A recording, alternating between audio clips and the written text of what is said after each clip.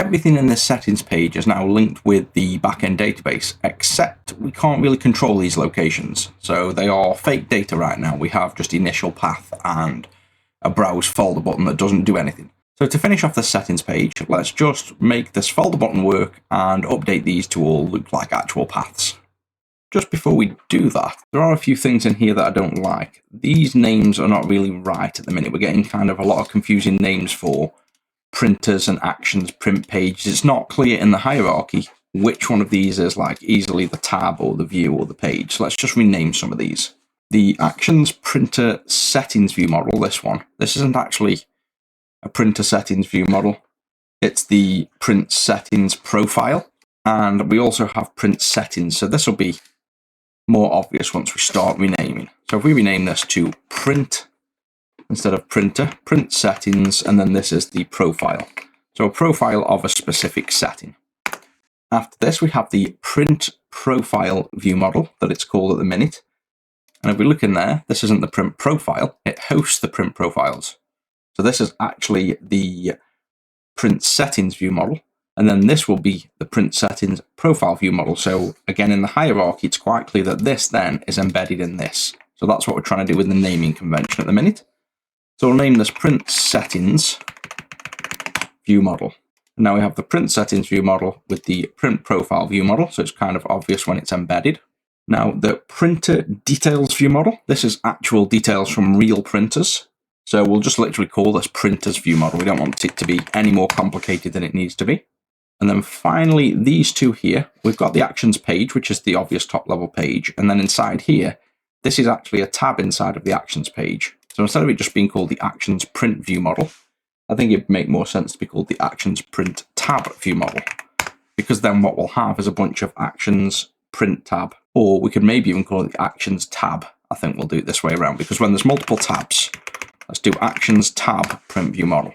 And then when we get the tabs for the other ones, you'd have the actions page, then you'd have the actions tab, and then a bunch of different view models. So just again, trying to make it easier to think of. Now we've got to make the views match. So we need to now go into here. This view now needs to be the actions tab print view. We want to go in here and make sure it's updated, which it has there. So I think that's all. And then we have the print profile view. Now needs to be the print settings view model, or the print settings view to match the print settings view model, which should then match this one. And I think if we've done that right, it should all still work, so long as the IntelliSense has done its job. And that's opened up. This opens up. This opens up. So yeah, it seems like all that's worked. And now what we have, so it's a little bit clearer, is we have the actions page, which is the actual page. So we can like open this and see the page. And then we have a tab, which will then be quite clearly and obviously the tabs inside of the actions page. So that'll be all these tabs. So it's a bit easier now to find those two. They were the ones I was getting confused with because there's too many action ones. Printers is now kind of defined differently than print settings. It's literally saying it's printers.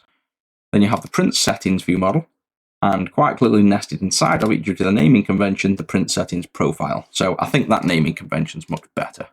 With all that done, let's move back to the tab view where we need to finish off. In fact, it's the settings page. We want to finish off this here. Let's add the button for deleting, so we can start with the delete.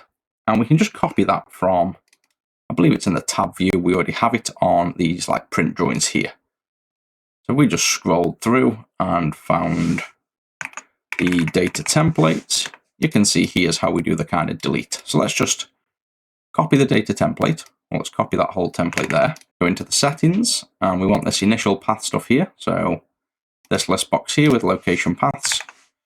Paste it in, and now we just need to update this data template. So let's just move him to the bottom. We've got more view. This is what we just pasted in. The data type is just a string in this box. So it's just literally a path. So we don't have a type there. This is just x:string. Font weight we don't care about. Content is just binding to the string. And then the button for delete will be a command. So it needs to walk up the tree to the top of this, which is the settings page view model. And then inside of there, we can now add a command. and this one says delete print item command. We'll call it delete location path command. If we go and add that before we forget, so go to the settings page, view model. Inside of here, we'll add another command. So we'll add a private void delete location path. We'll just copy that. And in fact, that's named wrong. We'll go back to that because that will now, oh no, it's got the command at the end. There we go. So that's now bound to that command. Command parameter wants to just be the string again, not the ID. It's visible as for the delete button. And I think that should be it. So now we should have a delete button. In here, we need to do the delete command. And to delete this is really simple, thanks to all the view model stuff. Location path.delete, or .remove rather. And then we need the string that should be passed in by the command. And we'll just pass that in. And we could do a check that this actually has the item in, but the fact it's coming from the view model, it should never fail. So I don't think we'll chuck anything in there as a catch at the minute. And then rightly, the IntelliSense has figured out we want to do save settings as well. So this will now commit to the database. So if we run that and we've done it right, we should be able to delete from the list, save and close. So if we say delete this and close down and rerun, that should still be missing because that's already linked to the database. We just didn't have control to add and delete. And there's the one that's missing. So let's delete the last one. And then we get this visual with nothing in, which, to be honest, I don't think it's really a problem. When there's no locations, I don't mind the line being there.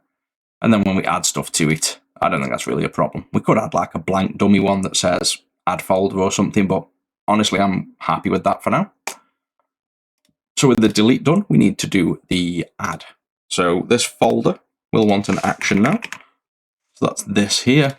We'll bind it to a command and we'll make that command. And we'll call it add location path.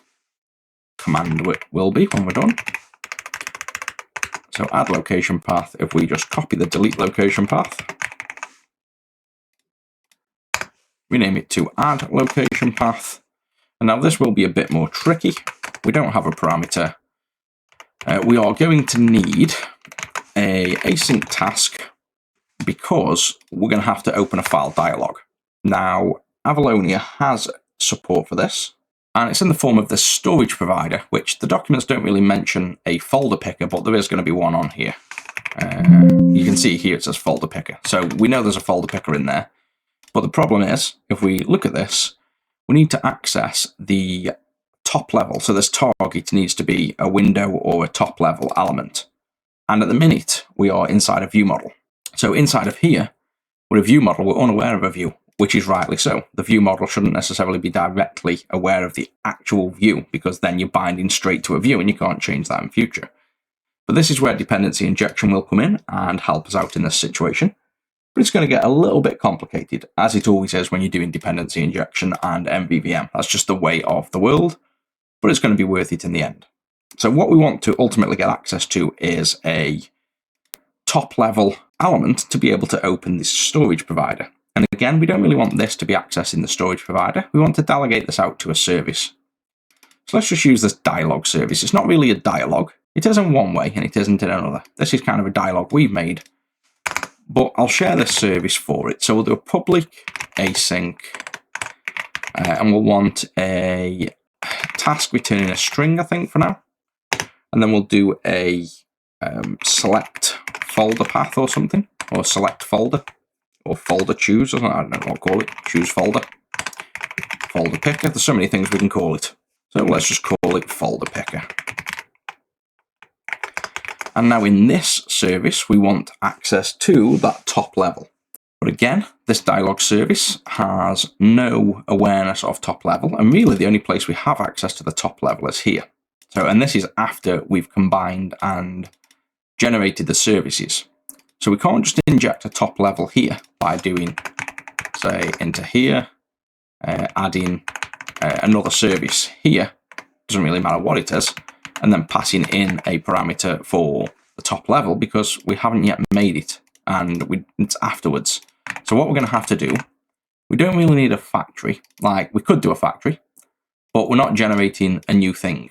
We do just simply want to use this kind of technique though, this function to generate something after the fact. So we want to mimic this behavior where any code inside of here is run at the time of request.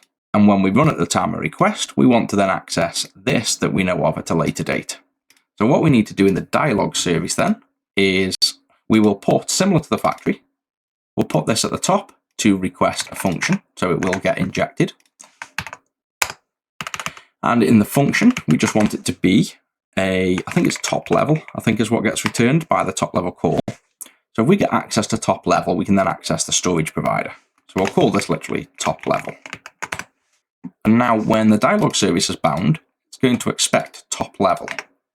And at the moment, if we go back to the app, we haven't bound that. So what we need to do, similar to the factory models, is we need to now bind to this function top level to generate a service. So we'll copy this, go here, call this top level provider. This wants to be top level. And then inside of here, we can now access whatever we like. So it's a function. And then inside of this function now, we can pretty much copy this code, paste it in here, and then we know we need to access this or this. And then instead of just using that, we want to return top level.get top level and pass in the actual element we know exists. Then paste it here instead. Do that, and now we have a function that will return the top level element when we request it. This is complaining about something, possible null. Okay, so top level might not return anything because it might not have a top level. So we need to change that to nullable. We need the dialog service to be nullable.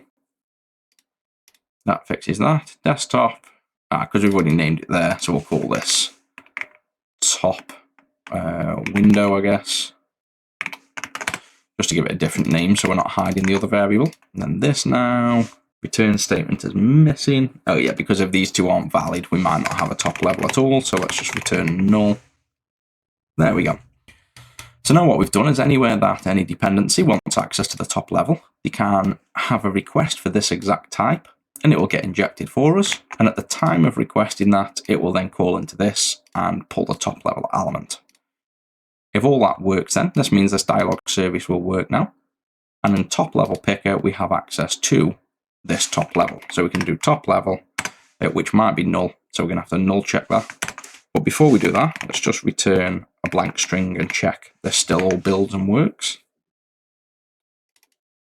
Oh yeah, so the design time things are now going to have to fake a top level, which doesn't exist. So we'll just null it out for now. And then that's now run. So that's fine. The click in folder, I can't remember what we were. Oh, we haven't bound anything yet. We were just checking if it compiled.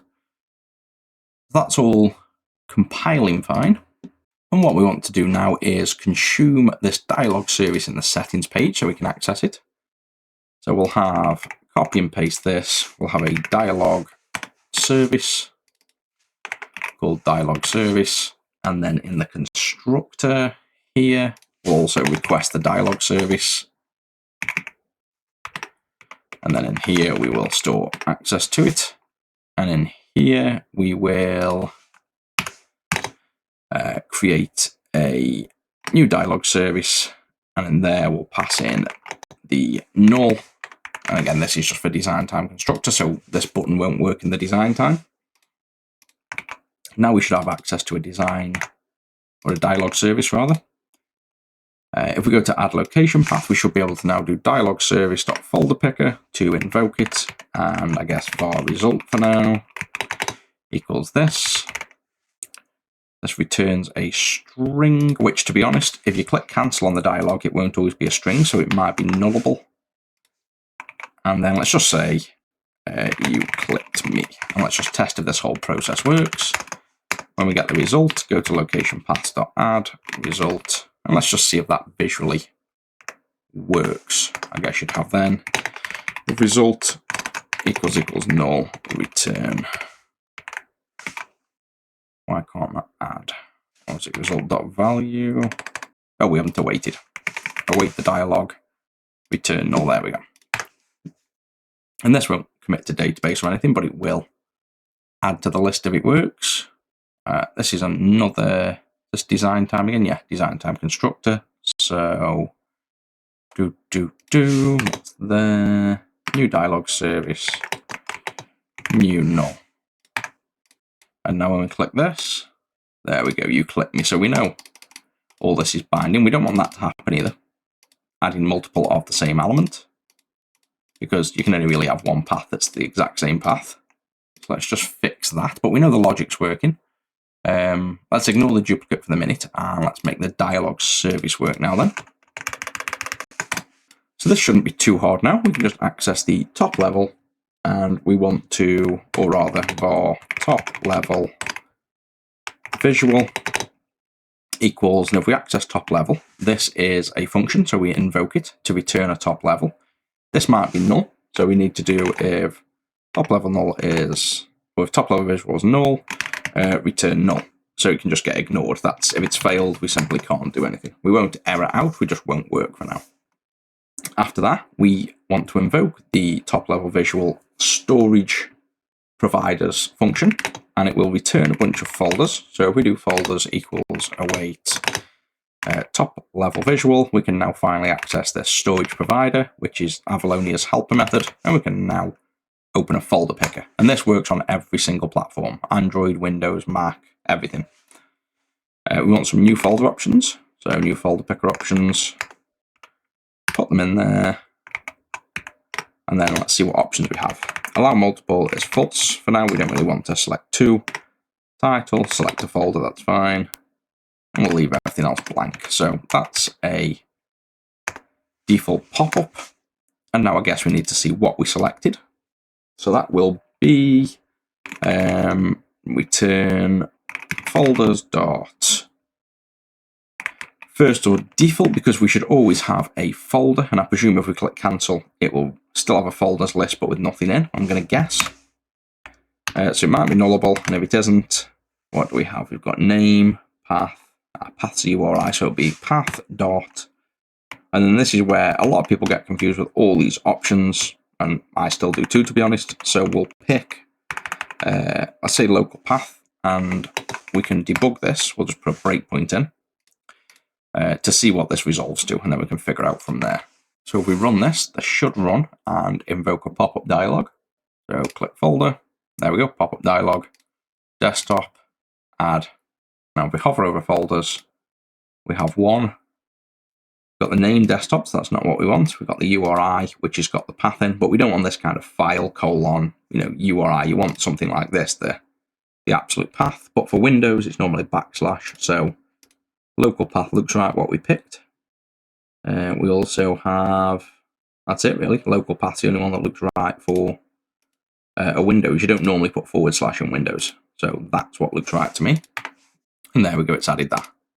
Let's just check that works for things like network drives. Yep. And what about the root of a network drive? Because they can act different. Oh, no, that doesn't like it. This operation is not supported for relative URLs.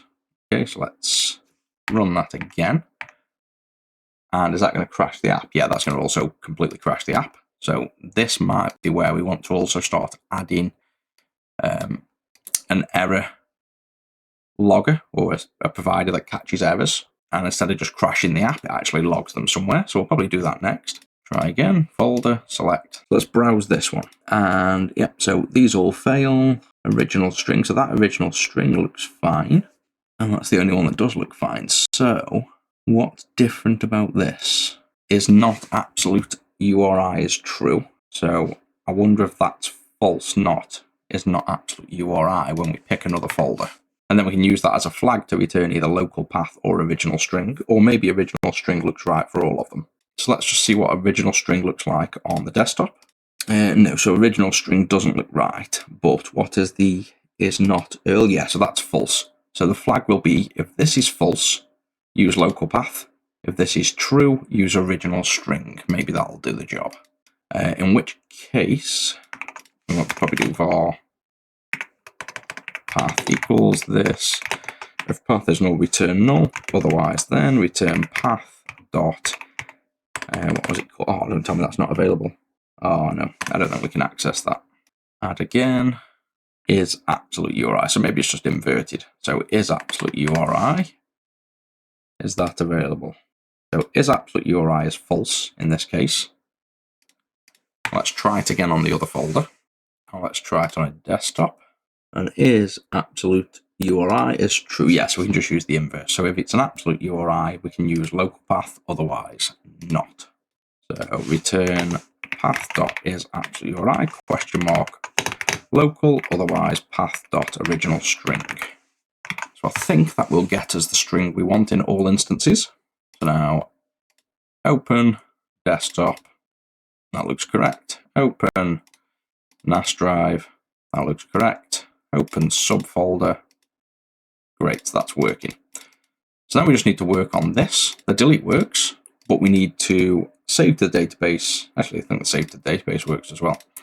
We need to not allow duplicate names to be added because we can add the same thing over and over. So we can just keep adding this same one, which doesn't make sense. And let's just sort this list alphabetically. And then I think we're done.